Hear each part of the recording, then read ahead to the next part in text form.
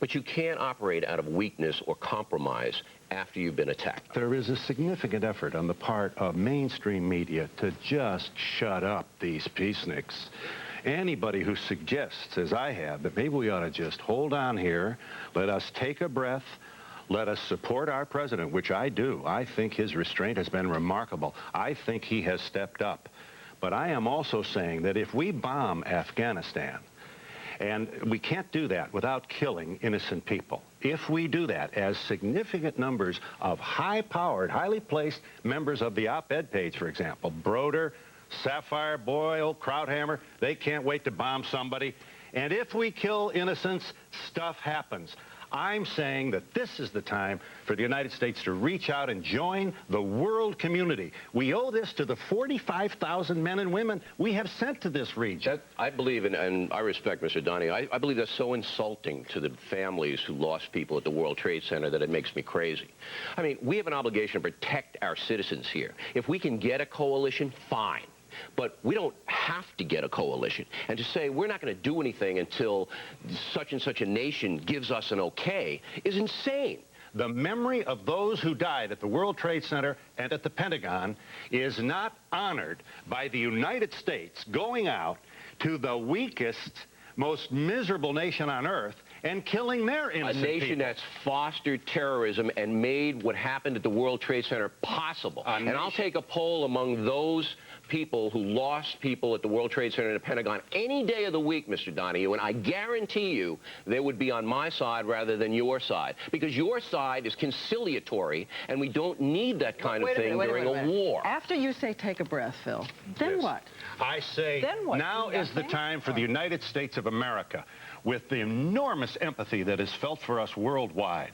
People are putting flowers at our embassies. This is a real empathy and sadness for what has happened to us worldwide. Exploit that now. But how? Show the world that we want to be members of the human community. Now, I don't want to kill any innocent people, but you cannot fight a war, which is what we are doing now, with all of this touchy-feely stuff. Yeah. Would you bomb Afghanistan? I would bomb surgically if I had to support the military.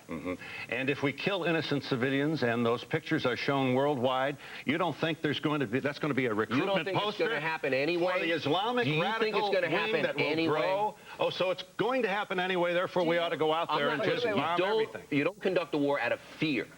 And that's what you are doing. You're afraid of what might happen. But I'm worried about American citizens being dead in the street. Let me stop and not talk about fear. Let's talk about logic for a minute. Is there anything that logically says to you we could end up ceding the ground for more of what we've seen? You don't fight a war by being afraid. Now, I'm not Dr. Strangelove here, all right? But you don't say, if we do this, they might do that. That's how you lose. You have to defeat the enemy.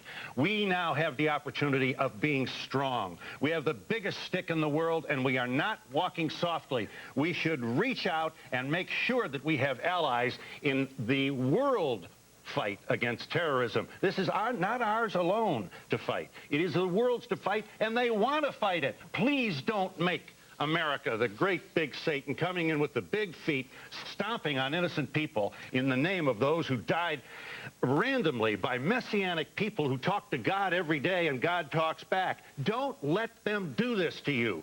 Behave in a rational way. We can do it. We can make our children safer by reaching out rather than lashing out. Got a sentence? We're going to go. Got a sentence? He wants to reason with terrorists. He thinks they're reasonable people. I'm just going to tell you there's 7,000 people dead in the street. And I'm telling you, we have more than 45,000 of our best trained young men and women in America's military uniform who are now being sent into a harm's way created by William Casey, who funded the Mujahideen that became the Taliban. We called on Saddam Hussein several months before the... They got to go. Regis is coming up. They got to go. Well, I like Mr. Donahue, but he's dead wrong on this one. And next, we'll wrap things up. The most ridiculous item of the day and some of your men.